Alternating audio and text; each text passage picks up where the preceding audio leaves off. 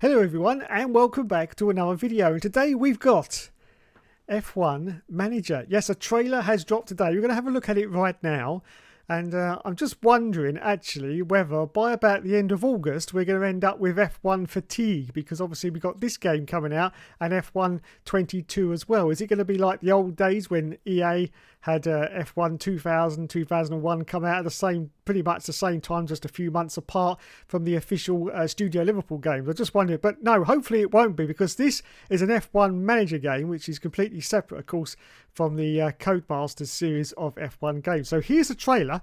We're going to have a look at it now and see what we can spot. So here we go.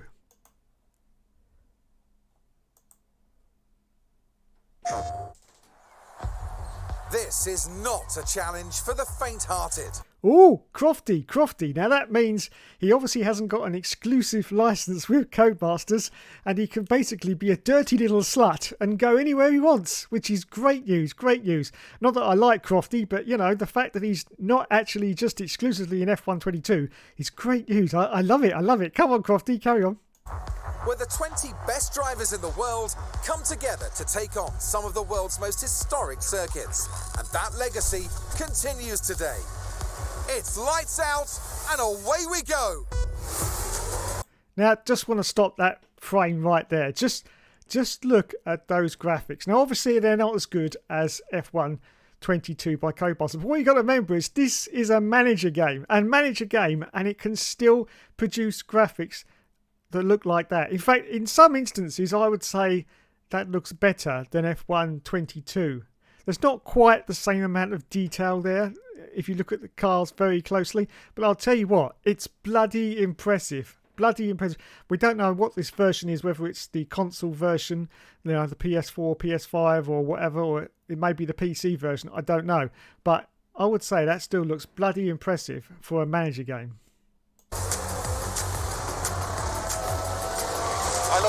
Power. Just stay in the car.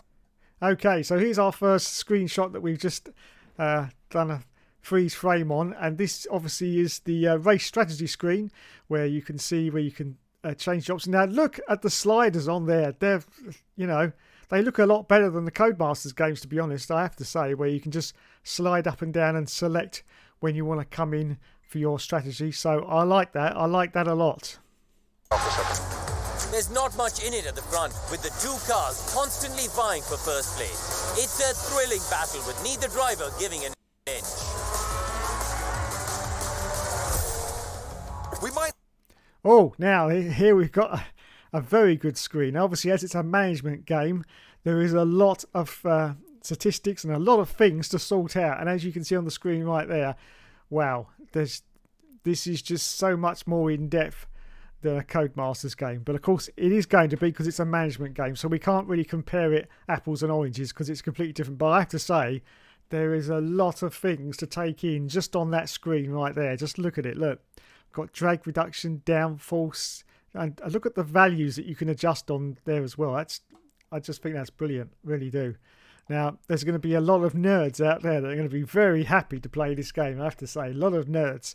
And I am a bit of a nerd myself, so I do love all this stuff, I really do. And the fact that you can adjust all this looks pretty darn decent. Okay, let's continue. Still be early in the season, but that doesn't mean we can sit back and relax. Everything is up for grabs, and nothing is certain.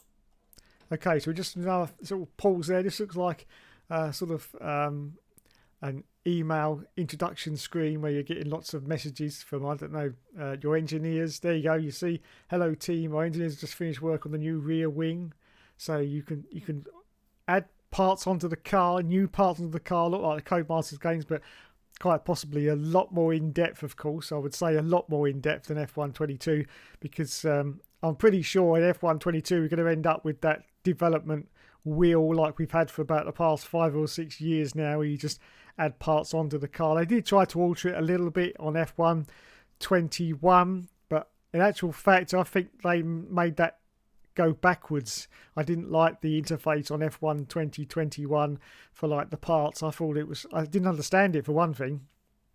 But maybe that's just because I'm old. But I don't know. I just didn't get it. I much preferred the like 2020 and earlier from that. That was a lot more easier to understand. But yeah, it looks like you're going to get an email screen which is going to tell you everything that you need to know. And the in-depthness of this looks bloody amazing. At this stage.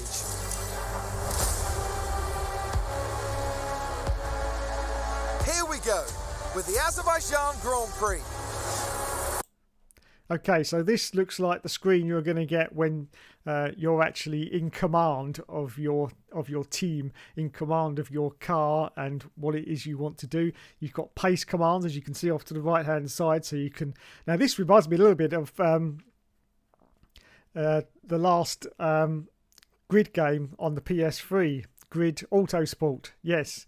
If you remember, you could actually command your teammate to be more aggressive, or to get him to stay where he is, or to, you know, get him to back down a little bit, so you could overtake him and get in front of him and get higher up the positions on the race. So yeah, this looks quite interesting. I do like this. So you can issue commands to your driver to actually attack. If you're, you know, right behind, getting into the DRS zone, I presume you can say, yeah, go on, go for it, and attack him. Not actually say it, but actually press buttons, and you know that's what will happen.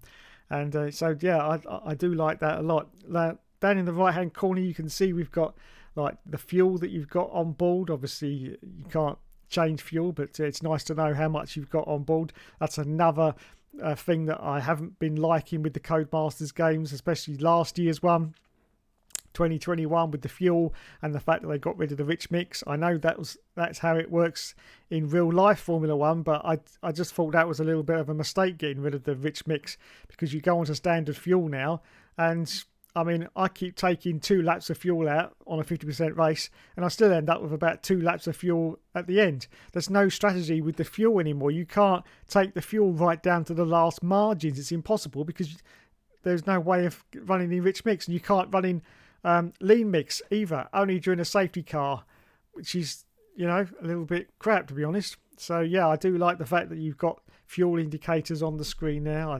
I like that a lot. And there you can see, obviously, we're in the Mercedes team here. We've got Hamilton and we've got George Russell. Russell's currently in 6th position.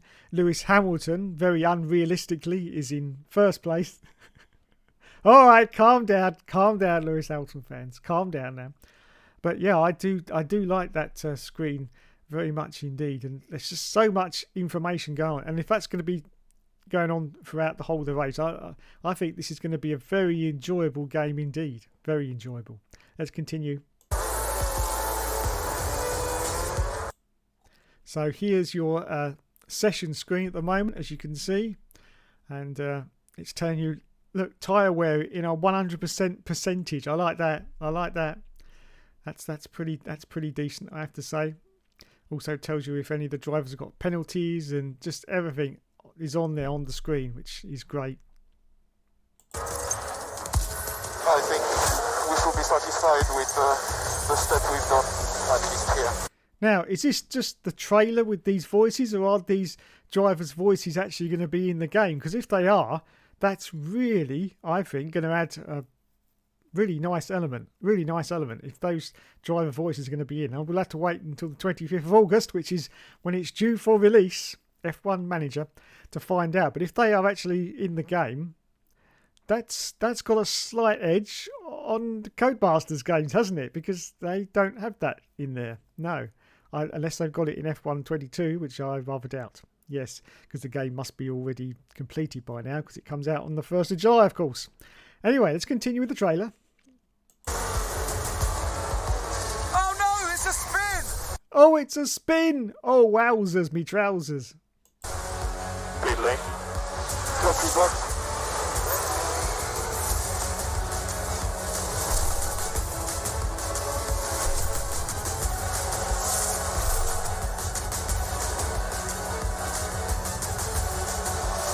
Strap yourselves in. This is Formula One.